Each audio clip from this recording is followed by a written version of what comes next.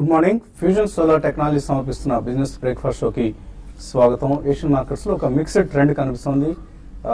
ఈ మంగళవారం ఉదయం మనకు చైనీస్ మార్కెట్ ప్రధానంగా నష్టాల్లో కనిపిస్తుంది. ఇతర మార్కెట్స్ లో కొద్దిగా ఫ్లాటిష్ లేదా కొంత పాజిటివ్ ట్రేడింగ్ ట్రెండ్ కనిపిస్తుంది. So last night US markets, wall street వరుసగా మూడో రోజు కూడా లాభాలతో ముగిసింది. ప్రధాన కారణం క్రూడ్ ప్రైసెస్ లో వచ్చిన ర్యాలీ. సో యుఎస్ లో షేల్ గ్యాస్ అవుట్పుట్ ఏదైతే ఉందో షేల్ అవుట్పుట్ తగ్గే అవకాశం ఉంది అంటూ వార్తలు వచ్చాయి. అలాగే అవుట్పుట్ ఫ్రీజ్ అని ఇప్పుడు ప్రశ్న ఏదైతే ఓపెక్ నేషన్స్ మాట్లాడుతున్నాయో అది బహుశా కుదరొచ్చు. అవుట్పుట్ ఫ్రీజ్ ఒక 3 నుంచి 4 నెలల పాటు అవుట్పుట్ ని ఫ్రీజ్ చేసే అవకాశాలు ఉన్నాయంటూ కొద్దిగా వార్తలు, అంటే స్పెక్యులేటివ్ వార్తలు, ఇందులో నిజమంత అన్నది కొద్ది కాలానికి కానీ మనకు నిర్ధారణ కాదు. సో ఇటువంటి వార్తల నేపథ్యంలో బ్రెంట్ క్రూడ్ అలాగే నైమెక్స్ క్రూడ్ ప్రైసెస్ చాలా చాలా స్ట్రాంగ్. ఇన్ఫాక్ట్ బ్రెంట్ క్రూడ్ కంటే నైమెక్స్ క్రూడ్ చాలా స్ట్రాంగ్ గా పెరగడం చూసాం. లాస్ట్ నైట్ $33 సమీపంలో ఉంది. మళ్ళీ బ్రెంట్ అండ్ నైమెక్స్ క్రూడ్ మధ్య గ్యాప్ ఆల్మోస్ట్ లెస్ దాన్ $1 కనిపిస్తుంది. మొన్న మనం $4 వరకు కూడా గ్యాప్ చూసిన పరిస్థితి నుంచి. సో ఈ నేపథ్యంలో US markets last night strong గా క్లోజ్ అయ్యాయి. డౌ జోన్స్ ఇండెక్స్ 228 పాయింట్లు లాభపడింది. నాస్డాక్, అమెజాన్, మైక్రోసాఫ్ట్ లాంటి స్టాక్స్ లాభపడటంతో నాస్డాక్ 1% పెరిగింది. S&P 500 1.4% లాభంతో ఆల్ సెక్టర్స్ గ్రీన్ గా ముగిశాయి. సో బట్ ఈ పరిస్థితి ఏషియన్ మార్కెట్స్ లో ప్రస్తుతం కనపడలేదు. ఏషియన్ మార్కెట్స్ లో కొంత వీక్ ట్రెండ్ కనిపిస్తుంది. SGX నిఫ్టీ కూడా ఒక ఫ్లాటిష్ ఓపెనింగ్ మనకు ఇండికేట్ చేస్తుంది. సో మేబీ డెవలప్డ్ మార్కెట్స్ తో సంబంధం లేకుండా ఎమర్జింగ్ మార్కెట్స్ ట్రేడ్ అవుతున్న పరిస్థితి మనం చూస్తున్నాం. కొద్దిగా డీకపుల్ అయి ట్రేడ్ అవుతున్నాయి ఇక్కడ. అండ్ గ్లోబల్ గా మాత్రం ఒక రిస్క్ ఆన్ మూడ్ కనిపిస్తుంది మనకు. క్రూడ్ ఆయిల్ ప్రైసెస్ లో వచ్చిన ర్యాలీ కారణంగా సో గ్లోబల్ గా ఒక రిస్క్ ఆన్ ర్యాలీ మనం చూస్తూ ఉన్నాం, ప్రత్యేకించి డెవలప్డ్ మార్కెట్స్ లో. అండ్ ఇండియన్ మార్కెట్స్ పరిస్థితి చూస్తే కొద్దిగా మనకు నిన్న అంతగా గ్లోబల్ క్యూస్ మనం ఉపయోగించుకోలేదని చెప్పాలి. అలాగే ఇతర ఏషియన్ మార్కెట్స్ లో కూడా దుబాయ్ లాంటి ఇండెక్స్ లో కొంచెం స్ట్రాంగ్ గా ట్రేడ్ అయ్యి దుబాయ్ బుల్ మార్కెట్ లో ఎంటర్ అయిందని చెప్తున్నారు. 21% జనవరి లోస్ నుంచి కోలుకుంది. ఆఫ్ కోర్స్ దుబాయ్ లాంటి నేషన్స్ కి ఆయిల్ ప్రైసెస్ పెరగడం కొంతవరకు ఉపయోగపడుతుంది. Dubai is not oil producing country, but still కొంత ఆయిల్ ఎకానమీ మీద డిపెండ్ అయిన కంట్రీ కూడా. సో నిఫ్టీ పరిస్థితి చూస్తే మనకు ఫిబ్రవరిలో మనం ఏదైతే 6869 ఫిబ్రవరి 12న మనం ఏదైతే లోయెస్ట్ లెవెల్ చూసాం, రీసెంట్ లోస్, ఈ లోస్ నుంచి 5.6% రికవర్ అయింది. కానీ 7200 సమీపంలో ఒక స్టిఫ్ రెసిస్టెన్స్ ను మనం నిఫ్టీ ఫేస్ చేస్తూ ఉండడం చూస్తున్నాం. 7200 7250 మధ్యలో. సో ఈ వారంలో లాస్ట్ వీక్ మనం చూస్తే 3.3% నిఫ్టీ పెరిగి కొంత year to date out performance మనం లాస్ట్ వీక్ లో చూసాం. ఆల్మోస్ట్ 2016 హైగా నిన్నటి లాస్ట్ వీక్ పెర్ఫార్మెన్స్ మనం చెప్పుకోవచ్చు. దీనికి ప్రధాన కారణం రిలయన్స్ ఇండస్ట్రీస్, హిందుస్థాన్ యూనిలివర్ లాంటి స్టాక్స్ లో లాభాలు రావడం, ఇండెక్స్ మద్దతుగా నిలిచాయి. అలాగే డెలివరీ బేస్డ్ బయింగ్ కూడా ఈ కౌంటర్స్ లో చూసాం. హిందుస్థాన్ యూనిలివర్ లో 100 crores వర్త్ బయింగ్ డెలివరీ చూసాం మనం. But foreign institutional investors selling కొనసాగుతోంది. నిన్న కూడా 650 కోట్లకు పైగా స్టాక్స్ వాళ్ళు క్యాష్ మార్కెట్స్ లో అమ్మారు. డొమెస్టిక్ ఇన్స్టిట్యూషనల్ ఇన్వెస్టర్స్ ఇందుకు విరుద్ధంగా 598 కోట్ల రూపాయల బయింగ్ జరిగింది. యాజ్ యూజువల్ ఇద్దరివి కాంట్రేరియన్ అప్రోచెస్ కానీ మనం చెప్పుకోవచ్చు. సో ఇక ఏప్రిల్ 1 నుంచి నిఫ్టీలో చెప్పుకోదగిన మార్పులు రాబోతున్నాయి. కేన్ ఇండియా, వేదాంత, పంజాబ్ నేషనల్ బ్యాంక్ ఈ 3 స్టాక్స్ ను తొలగించి Tata Motors, DVR, Aurobindo pharma, Eicher Motors ను యాడ్ చేస్తున్నారు. సో నిఫ్టీలో ఇకపై 51 స్టాక్స్ ఉండబోతున్నాయి, not 50 stocks. Maybe first time in Nifty's history 50 షేర్ల ఇండెక్స్ గా వస్తాయి. ఇప్పుడు 51 షేర్ల ఇండెక్స్ గా మారింది. ఎందుకు అన్నది మనకు కారణం తెలియదు. బట్ నిఫ్టీలో మాత్రం ఈ మేరకు చేంజెస్ చూస్తున్నాం మనం. ఇక బడ్జెట్ సమీపిస్తున్నాం మనం. 4 ట్రేడింగ్ సెషన్స్ మాత్రం ఉన్నాయి. ఎల్లుండి ఎక్స్పైరీ ఉంది. అలాగే తర్వాత రోజు రైల్వే బడ్జెట్ ఉంది. ఆ తర్వాత రోజు ఎకనామిక్ సర్వే ఉంది. 29వ తేదీ బడ్జెట్ ప్రవేశపెట్టబోతున్నారు ఆర్థిక మంత్రి అరుణ్ జైట్లీ. సో ఇవన్నీ కూడా కీలకమైన ఈవెంట్స్. ఈ ఈవెంట్స్ యొక్క ప్రభావం కొద్దిగా ఉండే అవకాశం ఉంది. బట్ ఓవరాల్ గా మనకు మార్కెట్స్ ను డ్రైవ్ చేస్తుంది మాత్రం గ్లోబల్ క్యూసే. బడ్జెట్ కూడా పెద్దగా అంత ప్రాధాన్యత లేని బడ్జెట్ ఈసారి. ఎక్కువ మంది పెదవి విరిచేస్తున్నారు ఇప్పుడే. బడ్జెట్ లో ఏముండదు. బడ్జెట్ కు సంబంధించి maybe long term capital gain stocks tax లాంటి వాటిలో చేంజెస్ వస్తే కొద్దిగా నెగిటివ్ గా రియాక్ట్ అవుతుంది. అదర్వైజ్ బడ్జెట్ కు పెద్దగా ప్రాధాన్యం లేదు. ఒకరోజు ఈవెంట్ మాత్రమే. మార్చ్ 2 నుంచి మళ్ళీ మనం యథావిధిగా గ్లోబల్ క్యూస్ ఆధారంగానే మార్కెట్స్ ట్రేడ్ అవుతాయన్న ఒక అంచనా ఉంది. బట్ ఈలోగా మాత్రం బడ్జెట్ బేస్డ్ స్టాక్స్ ఏవైతే ఉన్నాయో నిన్న కూడా మనం చూసాం. Agri stocks, fertiliser companies like FACT, RCF, insecticides, ఇటువంటి స్టాక్స్ లో హైటెండ్ యాక్టివిటీ చూసాం. అలాగే seed companies like ivory seeds వంటి companies and KSB pumps, Srikalahasti pipes లాంటి అగ్రి రిలేటెడ్ స్టాక్స్, అలాగే railway stocks, Kalindi rail, Titagarh wagons ఇటువంటి స్టాక్స్ అండ్ ఒక్రాంజీ సాఫ్ట్వేర్ లాంటి ఆధార్ ఇంప్లిమెంటేషన్ సంస్థలు, ఇటువంటి రకరకాల బడ్జెట్ బేస్డ్ స్టాక్స్ కు ఎక్కువ ట్రేడింగ్ లో చోటు ప్రాధాన్యం లభించింది నిన్న. సో ఇది ఇవాళ రేపు ఈ 2-3 సెషన్స్ కూడా కొనసాగే అవకాశం ఉంది. ప్రస్తుతానికి యాక్షన్ అంతా కూడా బడ్జెట్ బేస్డ్ స్టాక్స్ లోనే కేంద్రీకృతం అవుతుంది. ఇది ప్రస్తుతం మన స్థూలంగా కనిపిస్తున్న ట్రెండ్. ఇక మార్కెట్స్ పరిస్థితి గురించి మాట్లాడేందుకు అనలిస్ట్ మనతో సిద్ధంగా ఉన్నారు. సో ఇటువంటి ట్రెండ్ మనం ఎక్స్పెక్ట్ చేయొచ్చు. ఇక 4 ట్రేడింగ్ సెషన్స్ బడ్జెట్ ముందు ఉన్నాయి అండ్ బడ్జెట్ ముందు బడ్జెట్ తర్వాత ట్రేడింగ్ ట్రెండ్స్ లో ఏమైనా మార్పులు మీరు ఊహిస్తున్నారు? డెఫినెట్లీ నో అండి. ఎందుకంటే బడ్జెట్ ముందర ఉండే ఫ్యూ ట్రేడింగ్ సెషన్స్ కూడా ఐ థింక్ కొద్దిగా సబ్డ్యూట్ ట్రేడింగ్ ఎక్కువ నడిచే అవకాశం ఉంది. ఎందుకంటే before all these major events ఎవరు కూడా మేజర్ ట్రేడింగ్ పొజిషన్స్ కూడా తీసుకునే అవకాశం కనిపించలేదు.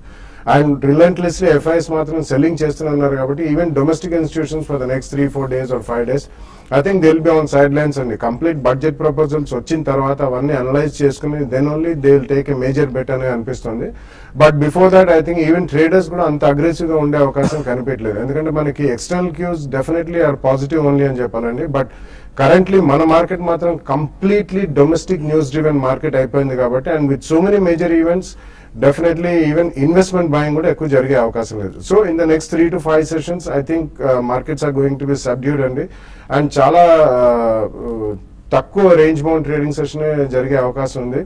బట్ మేజర్ బెట్టింగ్ అంటే మాత్రం ఐ థింక్ కొద్దిగా మనకి ఆశగా ఇప్పుడు అగ్రికల్చర్ కానివ్వండి or roads and you know infrastructure projects కి పెద్దపీట వేస్తారని ఒక వాదన స్ట్రాంగ్ గా వినిపిస్తుంది. Agriculture will definitely get a major boost అని చెప్పే వాదన వినిపిస్తుంది. సో ఇలాగ ఏదైనా కొద్దిగా సెక్టోరల్ బెట్ అండ్ డెఫినెట్లీ మనకి రైల్వే బడ్జెట్ ముందర కొద్దిగా యాక్షన్ అనేది రైల్వే స్టాక్స్ లో చూస్తాం కాబట్టి ఇటువంటివే మనకి చోటు చేసుకునే అవకాశం ఉంది. కానీ I don't think across the board market లో major trading positions or even investment buying అనేది జరిగే అవకాశం మాత్రం నెక్స్ట్ 3 to 4 days లో కనిపించలేదు. సో ట్రేడర్స్ కి ఎటువంటి సలహా ఇస్తారు? ఎక్స్పైరీ ముందు ఎటువంటి పొజిషన్స్ తీసుకోవచ్చు? ఎక్స్పైరీ ముందు మార్కెట్స్ ఒక రేంజ్ లోనే ఉండే అవకాశం ఉంది.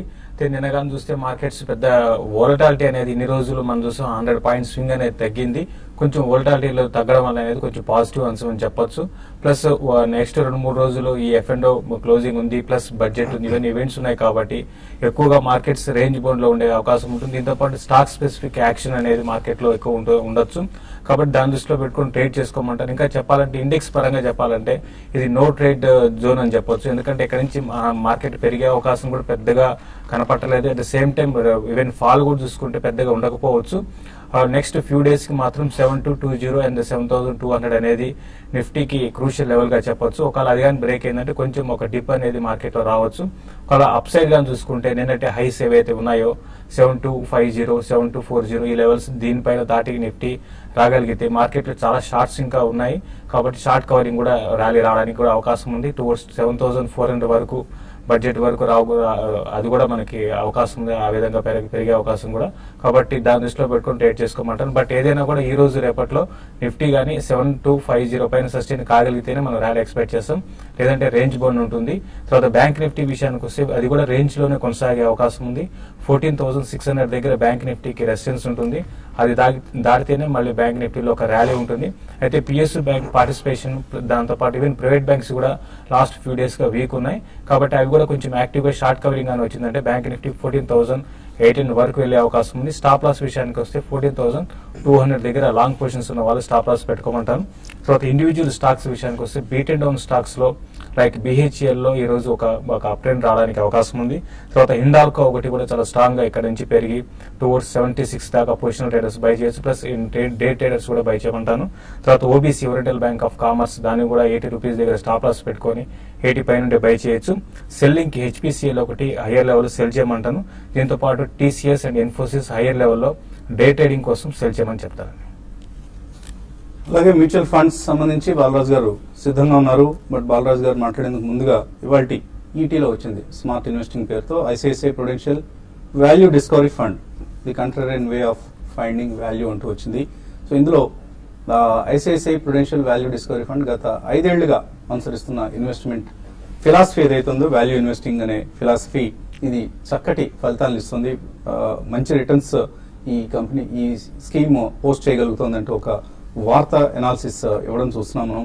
లాస్ట్ 1 year లో మనం ఫండ్ రిటర్న్స్ కనుక చూస్తే -12.54% ఇచ్చినప్పటికీ కూడా last 3 years and 5 years performance ఎక్స్ట్రాడినరీగా ఉంది. 22% రిటర్న్ ఇచ్చింది లాస్ట్ 3 years లో ఈ స్కీమ్. అలాగే లాస్ట్ 5 years లో కనుక మనం చూస్తే 16.76% రిటర్న్ ఇచ్చింది. ఈ మధ్య కాలంలో బాగా బీట్ అండ్ డౌన్ స్టాక్స్ ఏవైతే ఉన్నాయో యాక్సిస్ బ్యాంక్ కావచ్చు, బజాజ్ ఫిన్సర్వ్, భారతీ ఎయిర్టెల్, ఎన్ఎండిసి ఇటువంటి కౌంటర్స్ లో ఈ కంపెనీ ఇన్వెస్ట్ చేసింది. వాల్యూ ఉంది అన్న ఉద్దేశంతో. అండ్ బెంచ్ మార్క్ ఇండెక్స్ ని అలాగే పీర్ స్కీమ్స్ అంటాం, అంటే ఇతర మ్యూచువల్ ఫండ్ కంపెనీస్ ఆఫర్ చేసే schemes like Franklin India flexi cap కావచ్చు, బిఎన్పి పరిబా ఈక్విటీ ఫండ్ కావచ్చు, హెచ్ఎస్బిసి ఇండియా ఆపర్చునిటీస్ ఫండ్ కావచ్చు, వీటన్నిటికంటే కూడా ఈ స్కీమ్ లాస్ట్ 5 years పెర్ఫార్మెన్స్ చాలా అవుట్ పెర్ఫార్మెన్స్ కనిపిస్తుంది. ఆల్మోస్ట్ 4 to 6% ఎక్స్ట్రా రిటర్న్స్ వచ్చాయి ICICI Prudential value discovery fund లో. సో బాలరాజు గారు, మీరు తరచుగా ఈ స్కీమ్ రికమెండ్ చేస్తుంటారు. One of your favourite schemes from the ICICI stable. So ఇటువంటి పెర్ఫార్మెన్స్ భవిష్యత్తులో కూడా కొనసాగే అవకాశాలు ఎంతవరకు ఉన్నాయి? ఖచ్చితంగా ఉందండి.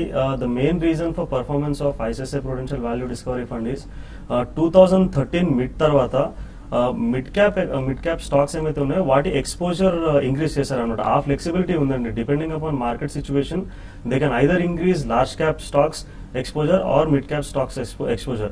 So 2013 మిడ్ తర్వాత mid cap stocks exposure increase చేయడం వల్ల అండ్ వాల్యూ బేస్డ్ ఇన్వెస్టింగ్ చేస్తారు కాబట్టి మార్కెట్స్ మనకు ఇంక్రీజ్ అయినప్పుడు ఈ ఫండ్ లో అమేజింగ్ రిటర్న్స్ వచ్చాయి. అండ్ ప్రస్తుతం ఫాలో అవుతున్న ట్రెండ్ ఏంటంటే mid cap stocks and small cap stocks చాలా బీట్ అండ్ డౌన్ అయ్యాయి అండ్ ఫర్దర్ కూడా కరెక్షన్ అయ్యే వ్యూ ఉంది కాబట్టి ఐసిఐసిఐకి they have increase the large cap stocks exposure now. So depending upon the market situation ఈ ఫండ్ కి ఫ్లెక్సిబిలిటీ ఉందండి. And this is being managed as a multi cap fund. So that is the advantage of being in a multi cap fund. Mid cap లో కానీ large cap లో కానీ based on the situation the fund manager increases or decreases the exposure అండి. And in terms of returns 2013 తర్వాత నుంచి stellar return వచ్చింది ఈ fund లో and it had a very great run up అని చెప్పుకోవచ్చు. లాస్ట్ 7 years గా చూస్తే the fund has given almost 30.21% compounding return. In any sense that's a great return. మనం జనరల్ గా 15% మాట్లాడతాము but it's given 30% return in the last 7 years. ఈ మధ్య exit అయిన స్టాక్స్ లిస్ట్ చూస్తే బలరాంపూర్ చీని, మ్యారికో, రిలయన్స్ ఇండస్ట్రీస్ నుంచి కంప్లీట్ గా ఎగ్జిట్ అయిపోయింది ఈ scheme. And Larson and Toubro, ICICI bank కి అలొకేషన్ ని పెంచడం కూడా చూస్తున్నాం. So purely value based investing చేసే ఫండ్ ఇది ICICI Prudential value discovery fund.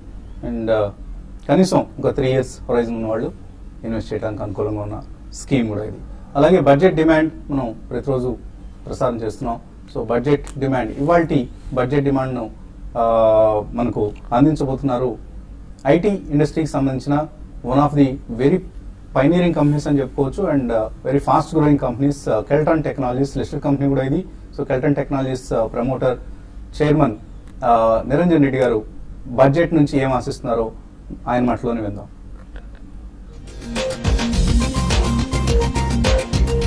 Citizenship సర్వీసులు ఇప్పుడు కొన్ని సర్వీసులు ఆన్లైన్ వస్తున్నాయి. అదే అన్ని డిజిటల్ చేసేస్తే వేర్ ఆన్లైన్ కానీ మొబైల్ అప్లికేషన్స్ కానీ చేస్తుంటే దానివల్ల సిటిజన్షిప్ సర్వీస్ ఫాస్టర్ అవుతుంది, ఖర్చు కూడా తగ్గుతుంది, గవర్నమెంట్ కి ట్రాన్స్పరెన్సీ పెరుగుతుంది.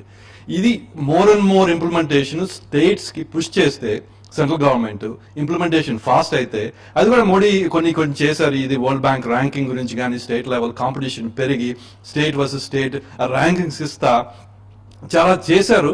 అది ఇంకొద్ది అగ్రెసివ్ గా పుష్ చేస్తే ఇంప్లిమెంటేషన్ పెరుగుతుంది. దేర్ బై సిటిజన్షిప్ సర్వీసులు కూడా ఫాస్టర్ అవుతాయి, చీపర్ అవుతుంది గవర్నమెంట్ కి. మన ఇండస్ట్రీకి ఫ్రమ్ పాలసీ టు ఇంప్లిమెంటేషన్ అది cycle it's taking a long time. అది తగ్గిస్తే ఎంత మంచిది.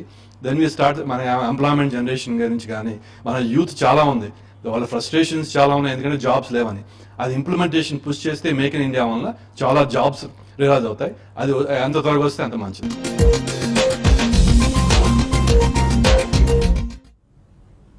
So the Chintam Niranjan, president Keltron Technologies, ఈ బడ్జెట్ నుంచి ఆశిస్తున్నది ఎంతవరకు, ఈ బడ్జెట్ విష్ణు త్వరలో ప్రవేశపెట్టబోతున్న బడ్జెట్లో అరుణ్ జైట్లీ ఆమోదిస్తారు అన్నది వేచి చూద్దాం.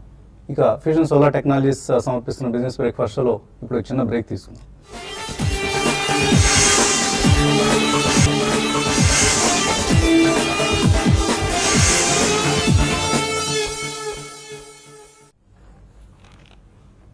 ఫ్యూజన్ సోలార్ టెక్నాలజీ సమర్పిస్తున్న బిజినెస్ బ్రేక్ఫాస్ట్ షోకి తిరిగి స్వాగతం. ఇందాకే మనం అనుకున్నట్లుగా ఏప్రిల్ 1 నుంచి నిఫ్టీలో పలు మార్పులు చోటు చేసుకోబోతున్నాయి.